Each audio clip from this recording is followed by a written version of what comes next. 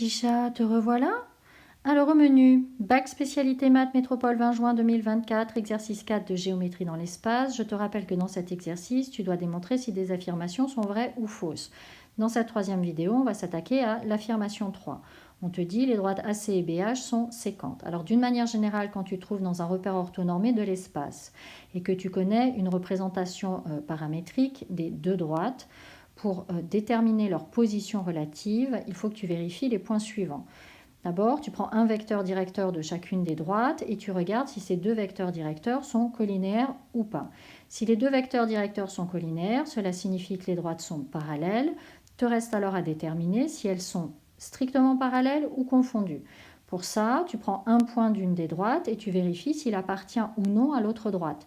S'il appartient à l'autre droite, les droites sont confondues et s'il n'appartient pas à l'autre droite, les droites sont strictement parallèles. Si les vecteurs directeurs ne sont pas collinéaires, alors les droites ne sont pas parallèles. Attention, on est dans l'espace. Ce n'est pas parce que des droites ne sont pas parallèles qu'elles sont obligatoirement séquentes. Elles sont soit séquentes, soit non coplanaires. Et donc, pour déterminer si elles sont séquentes ou non coplanaires, on va résoudre un système. Si le système admet une unique solution, ça signifie que les droites sont séquentes. Et si le système n'admet pas de solution, cela signifie que les droites sont non coplanaires. On verra ça un petit peu plus bas. Donc là, attention, dans cet exercice, on ne t'a pas donné de représentation paramétrique des droites AC et BH. Donc, on va s'y prendre de la manière suivante. Je t'ai mis la méthode à gauche en rouge. Tout d'abord, on va montrer que les droites ne sont pas parallèles. Ensuite, on déterminera une représentation paramétrique de chacune des droites. Et ensuite, on déterminera si elles sont séquentes ou non à l'aide d'un système. Alors ici, on nous parle de la droite AC et de la droite BH. Donc tout naturellement, un vecteur directeur de la droite AC est le vecteur AC de coordonnées 2, 4, 1. Un vecteur directeur de la droite BH est le vecteur BH de coordonnées -1, -3, -1. Donc pour vérifier si les vecteurs sont collinaires ou pas, on regarde si leurs coordonnées sont proportionnelles et pour ça on fait le rapport des coordonnées. Si on fait le rapport des abscisses, on a 2 sur -1, ce qui fait -2, et le rapport des ordonnées, 4 sur -3. -2 n'est pas égal à -4/3. Donc, les coordonnées des vecteurs ne sont pas proportionnelles, ce qui signifie que les vecteurs AC et BH ne sont pas collinéaires. Et donc, on en déduit que les droites AC et BH ne sont pas parallèles. Et donc, elles sont soit séquentes, soit non coplanaires. Maintenant, nous allons déterminer une représentation paramétrique de chacune de nos deux droites. Je t'ai rappelé à gauche, je te laisse mettre sur pause et relire tranquillement si tu en as besoin. Alors, je t'ai encadré, je t'ai mis un cœur parce que c'est comme ça qu'il faut rédiger. Quand on veut donner une représentation paramétrique d'une droite, on doit donner le nom de la droite, les coordonnées d'un point de la droite et les coordonnées d'un vecteur directeur de la droite. Donc ici, on dit la droite AC passe par le point A de coordonnées 2, 0, 0. J'aurais pu prendre le point C. Et admet pour vecteur directeur le vecteur AC de coordonnées 2, 4, 1. Donc, une représentation paramétrique de la droite est... Donc, tu mets une accolade, je rappelle pour ceux qui ne sont pas très sûrs d'eux. Tu mets une accolade, tu mets en colonne X, Y, Z... égal, égal, égal. Ensuite, les coordonnées du point que tu as sélectionné. Donc là, c'est le point A de coordonnées 2, 0, 0. Donc, je n'ai pas mis les zéros parce que c'est inutile, mais je te les remets là pour que tu vois bien. Et ensuite, on ajoute les coordonnées d'un vecteur directeur fois un paramètre t ou t', ou peu importe la lettre. Donc, fois un paramètre. Donc là, on a bien les coordonnées du vecteur AC, à savoir plus 2, plus 4 et plus 1, c'est comme si j'avais un 1 ici, fois un paramètre t. N'oublie surtout pas de dire que t appartient à R, sinon on t'enlève des points, parce qu'il faut que t appartienne à R pour que, suivant les valeurs prises par t, on ait bien les coordonnées de tous les points de la droite. Alors, je vais l'effacer pour ne pas alourdir ce qui vient après. On fait la même chose pour la droite BH. La droite BH passe par le point B de coordonnées 0, 4, 3 et admet pour vecteur directeur le vecteur BH de coordonnées -1, -3, -1.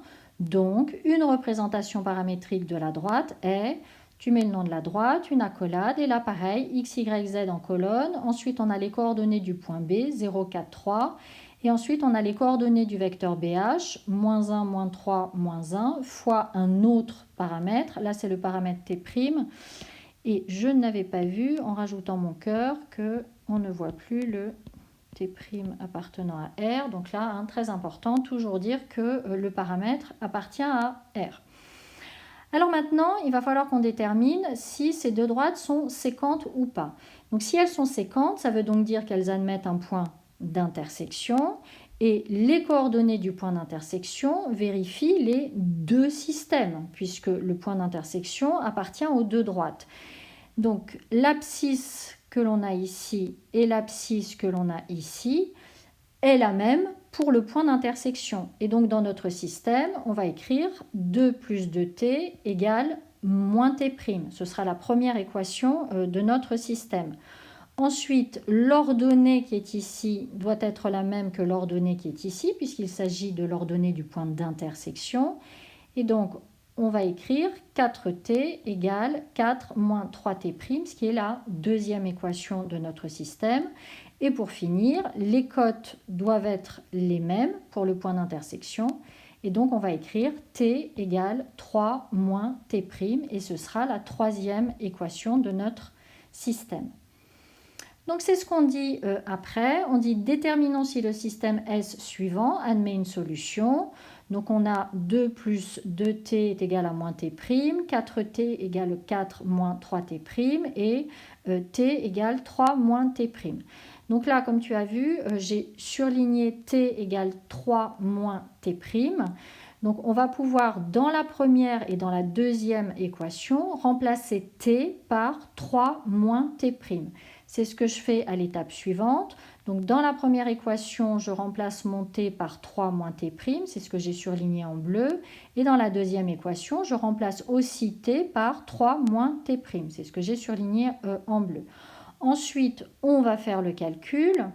Donc si on développe la première équation, on a 2 plus 2 fois 3 qui fait 6.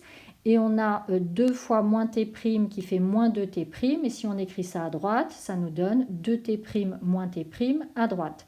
Pour la deuxième équation, on a 4 fois 3 qui fait 12. On a le 4 qui est à droite qu'on va écrire à gauche, donc ça fait 12 moins 4.